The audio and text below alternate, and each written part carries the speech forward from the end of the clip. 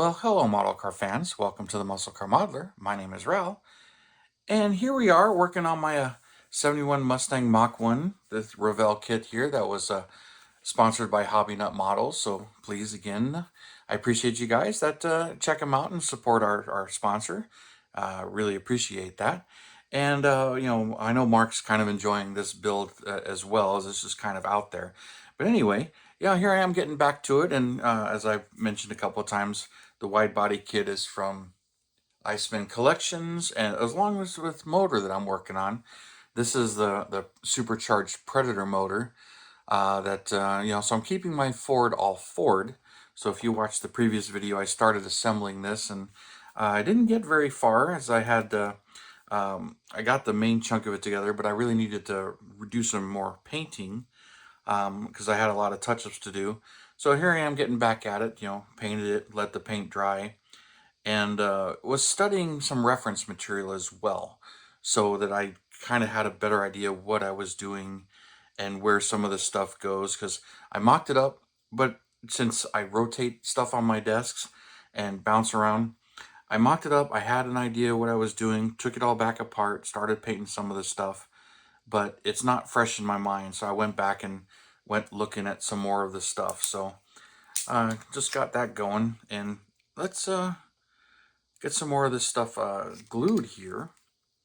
I'm using super glue on this because this is a 3D printed resin engine of some kind. I'm not really sure what this material actually is.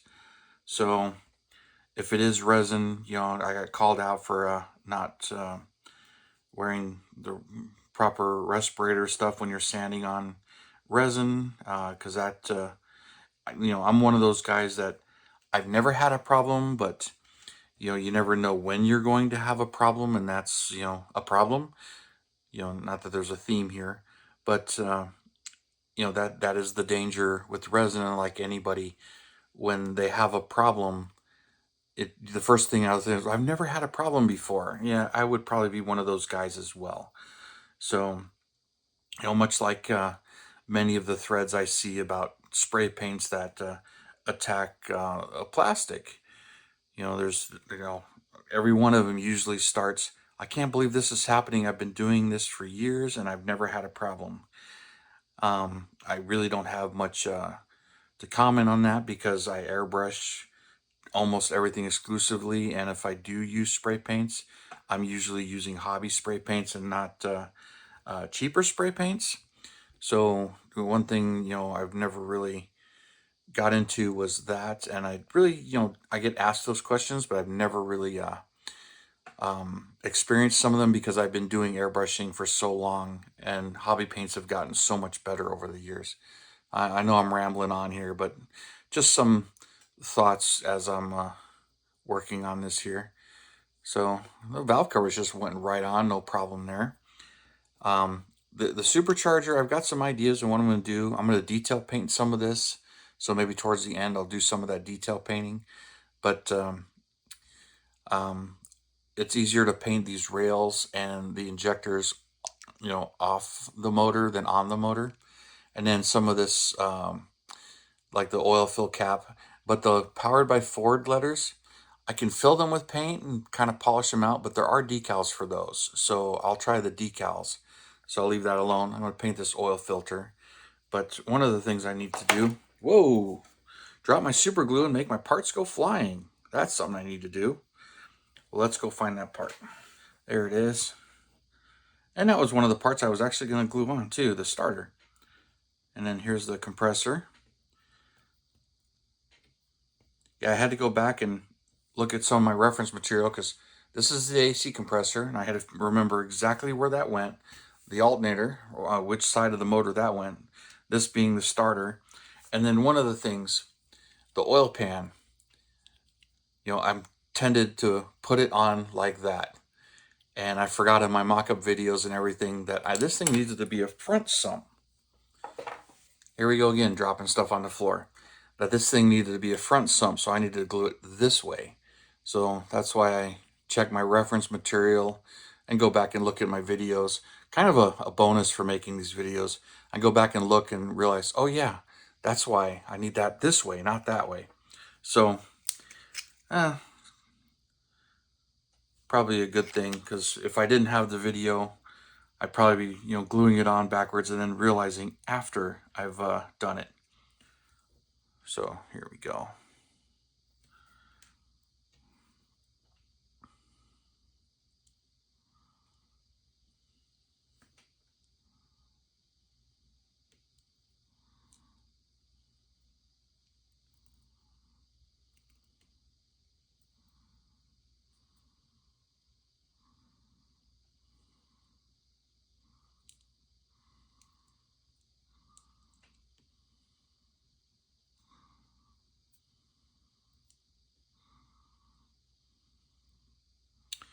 So is that supposed to go that way? I think so.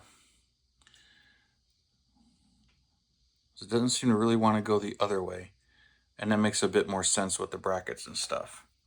All right, so let's get a little bit more glue in there. Okay.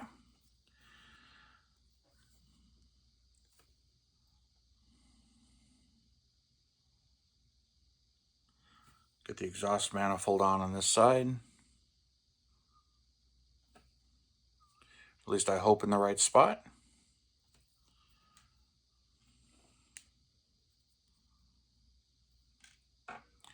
Yeah, this one's this side. Okay.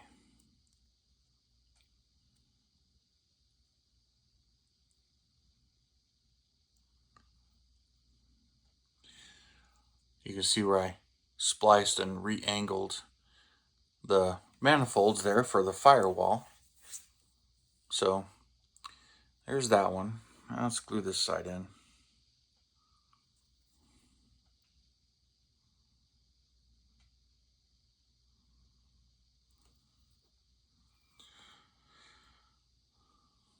That is one thing with some of these 3D printed engines, or virtually anything 3D printed. And some of my discussions were after the previous video. There's no directions. And many of them don't tell you anything, just kind of leave it up to you to figure it out. And that's kind of frustrating. And it was also mentioned that there may have been some pins to use for alignment. I may not have seen them if they were there and thought they were just some of the stands. So it would be nice to know some of that stuff ahead of time.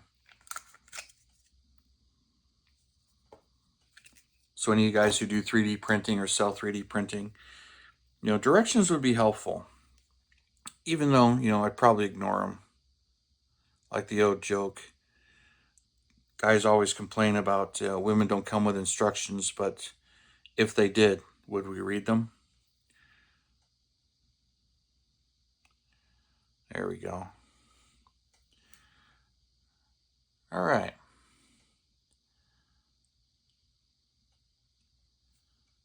Now let's get the compressor on this side.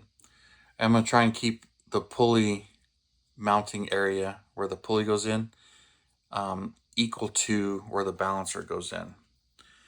And it's weird too when you get a huge flat surface like this, but it's not a flat surface where it mounts.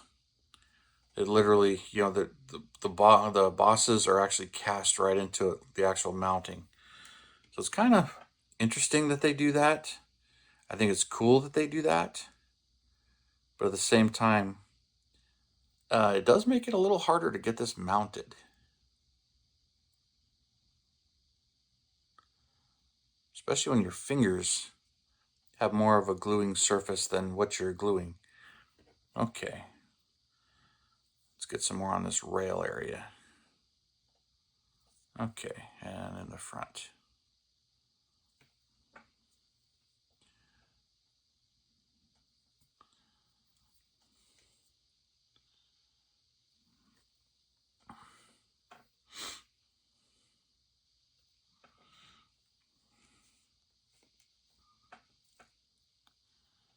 And this is the water pump pulley.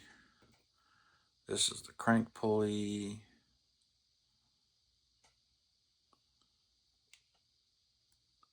This is where I start mocking them up and trying to line them up, because I can push this in farther. But if I do that, it doesn't line up. And I noticed that. But like the crank pulley, the water pump pulley, I can't go so far. And then like the compressor, I don't have directions on which belts, because obviously the crank has two, so there's going to be two belts. So what goes around what?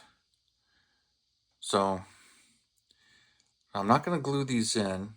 I'll put them in place, just give myself some ideas. The same thing with the supercharger.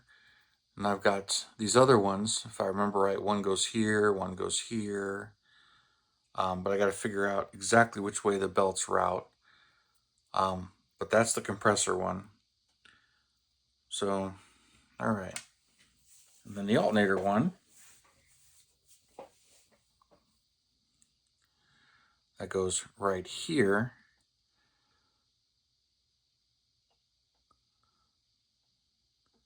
And then you just get those two little mounting bolts. It's almost like you got to pin some of this stuff.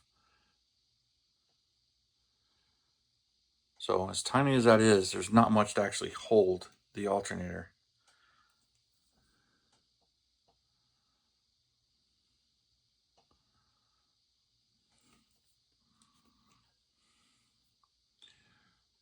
Then I was back and forth on whether or not I should paint these alternator mounting brackets black or leave them aluminum, like they are aluminum or not. But I like that we actually have alternator brackets versus the how many of them you see that just randomly float. I'll put a piece of glue on the back here to help hold it too, so it's not just those two spots.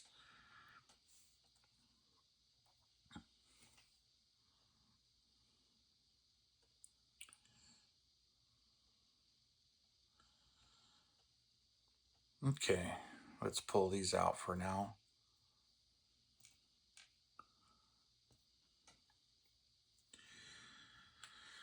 And let's get this oil pan on.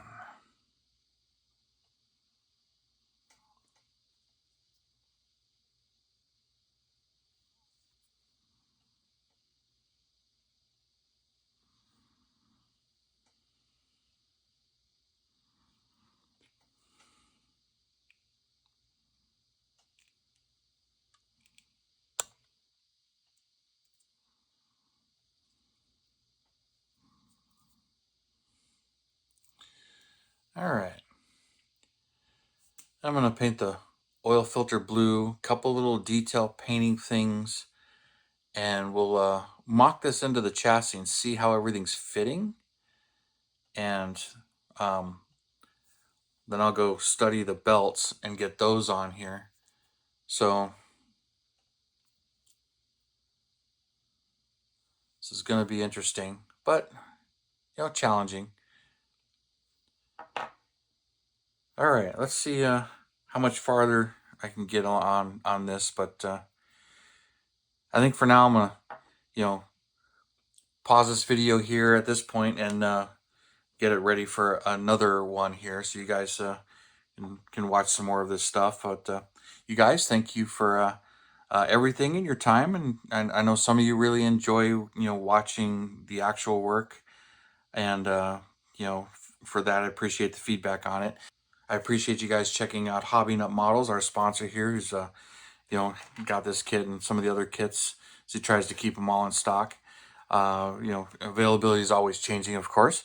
But you guys, thank you for tuning in, subscribing, and all your comments and everything. I really do appreciate it. And you have a wonderful weekend, and I'll see you next time.